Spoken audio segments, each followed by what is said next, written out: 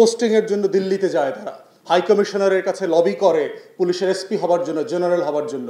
এই ধরনের দালাল আমলা শ্রেণী তৈরি হয়েছে বাংলাদেশ রাষ্ট্রে। অনেক শক্তিশালী রাষ্ট্র, ভারত চাইলে অনেক কিছু করতে পারে। ভারত বাংলাদেশকে যে কোনো সময় 2 দিন 3 দিনের মধ্যে দখল করে নিতে পারে, এরকম অনেক কিছু পারে। কিন্তু ভারত যে আসলে কি কি পারে না, তার দুর্বল জায়গাগুলো কোথায়, সেটা তার অস্তিত্বের লড়াই করছে। আমার থেকে যে ভারতের নিজের আমাকে নিয়ে বেশি ভয়ের কারণ আছে, সেই গল্পগুলো আলাপগুলো কখনো এখানে তোলা হয় নাই। কারণ তোষামদের রাজনীতি আছে প্রচণ্ড রকম। বড় রাজনৈতিক দলগুলো যারা সাকসেসিভলি রাষ্ট্র চালিয়েছে গত 53 বছর, তারা বরাবরই ভারত তোষণ করে, ভারতের তোষামদি করে, দালালি করে কিভাবে ক্ষমতায় থাকা যায় সেটা চেষ্টা করেছে।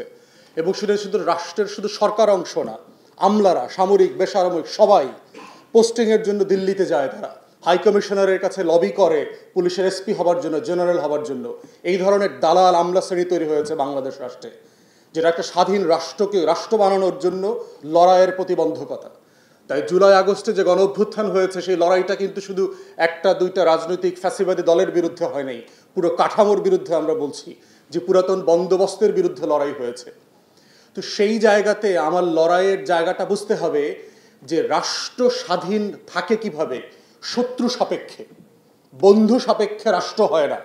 এই যে false notion of political science, এই যে আজগুবি জিনিস বাংলাদেশে আমাদেরকে শেখানো হয়, বন্ধু রাষ্ট্র, প্রতিবেশী সুলভ রাষ্ট্র, বন্ধু প্রতিম, হাবি জাবি, দেখবে অল দিস ননসেন্স ওয়ার্ড আমাদেরকে শেখানো হচ্ছে। বন্ধু রাষ্ট্রে তো প্রতিবেশী হয় না, রাষ্ট্র তৈরি হয় না। তো পৃথিবীতে যুদ্ধ করে রাষ্ট্র করতে হয়েছে তো শত্রু সাপেক্ষে। সীমান্ত তৈরি করতে হয় কেন বন্ধু থাকলে? স্টুপিড আইডিয়া বাংলাদেশে আমাদেরকে 53 বছর ধরে শিখিয়েছে। Double million offer, Walton fridge কিনে পেতে পারেন 20 লক্ষ টাকা, রয়েছে কোটি কোটি টাকার নিশ্চিত উপহার। একটা স্বাধীন রাষ্ট্রের নাগরিকরা বোঝে না যে প্রতিবেশী রাষ্ট্র by default your enemy state. This is your threat perception. বাংলাদেশের নাগরিক হওয়ার প্রধানতম শর্ত হচ্ছে এই রাষ্ট্রের শত্রুকে বন্ধুকে বুঝতে হবে। বন্ধু হচ্ছে আমার জনগণ, আর শত্রু হচ্ছে আমার প্রতিবেশী রাষ্ট্র। First priority.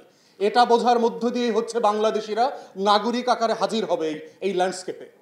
কিন্তু আমরা দেখবেন যে ভারত যে আমার শত্রু রাষ্ট্র, এই কথাটা বলতে মনে হচ্ছে অনেকের মানে ওই যে আজরাইল আসার আগে যেভাবে ঢেকুর উঠে যায় না, দম উঠে যায় না, এই ধরন কাপুরুষ মানে বেইমান গাদ্দার টাইপের একটা বলয় আছে বাংলাদেশের, আমলা থেকে শুরু করে political class, parties, politicians, everybody. মনে হচ্ছে দম ছুটে যাচ্ছে, ভারত মাতা আসছে, আমার আজরাইলের মতো আমার দম বের হয়ে যাবে।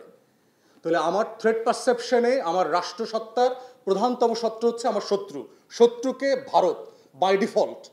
এর মানে কি আমি ভারতের সাথে কালকে থেকে যুদ্ধ করব? আমি ভারতে ঘুরতে যাব না? আমি ভারতের সাথে সম্পর্ক রাখবো না? ব্যবসা করব না?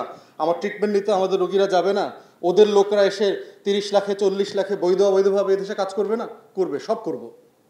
কিন্তু কনসাসলি করতে হবে যে কে আমার বন্ধু, কে আমার শত্রু। আমার ফার্স্ট প্রায়োরিটি আমার থ্রেট পারসেপশন।